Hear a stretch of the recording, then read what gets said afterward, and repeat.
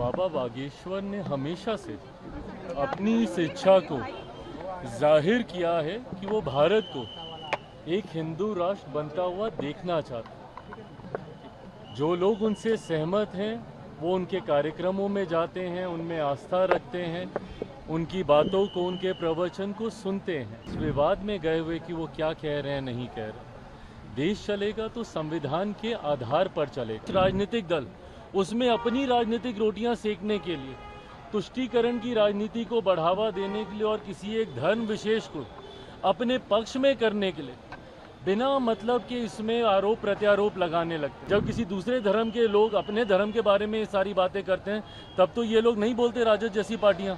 क्यों? क्योंकि उस वक्त इनको तुष्टीकरण करना होता है। हकीकत ये है कि देश में एक बड़ा राजनीतिक दल और खासतौर पे विपक्षी दलों का एक समुदाय अब ऐसा बन गया है जिनके लिए भारत में सेक्युलरिज्म का मतलब एक धर्म विशेष का तुष्टीकरण करना है। ये कौन सी बात उन्होंने पहली बार बोली है? बाबा बागेश्वर ने हमेशा से अपनी इस इच्छा को जाहिर किया है कि वो भारत को एक हिंदू राष्ट्र बनता हुआ देखना चाहते हैं। जो लोग उनसे सहमत हैं वो उनके कार्यक्रमों में जाते हैं, उनमें आस्था रखते हैं, उनकी बातों को, उनके प्रवचन को सुनते हैं। और एक बहुत बड़ी देश की आबादी है जो उनकी बातों से सहमत होती है। बहरहाल बिना इस विवाद में गए हुए कि वो क्या कह रहे हैं, नहीं कह रहे। देश चलेगा तो संविधान के आधार पर चलेगा। और जो राजनीतिक दल, हर धर्म गुरु की इच्छा होती है कि देश उनके धर्म के आधार पर चले।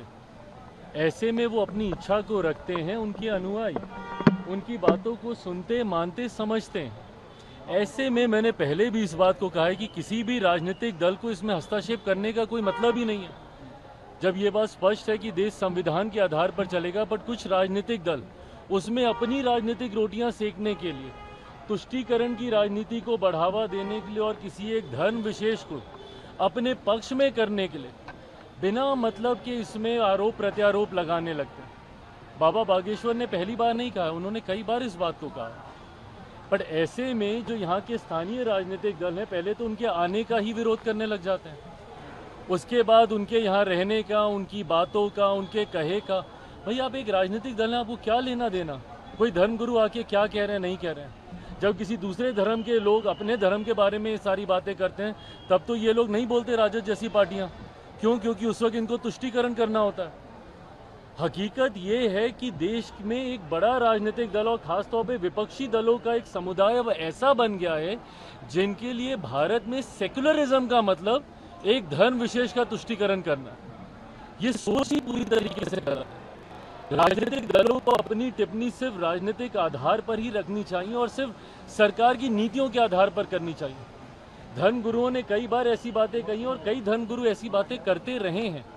इस विवाद में किसी राजनीतिक दल को पढ़ने की जरूरत ही नहीं है। राजद के पास अगर इतना ही समय है तो फिर वो भी अपनी एक धर्मशाला अलग से खोल लें। फिर क्यों वो किसी एक राजनीतिक संगठन का हिस्सा बने हुए हैं? अगर उनको टिप्पणी करनी है, करें ना भैया, बिहार में हमारी सरकार को लेकर, करें देश में हमारी सरकार को लेकर। पर इस तरीके की बातें कर राज्य में सिर्फ धार्मिक असंतुलन बनाने का प्रयास जो राजद के द्वारा किया जाता है वो कतई उचित नहीं है।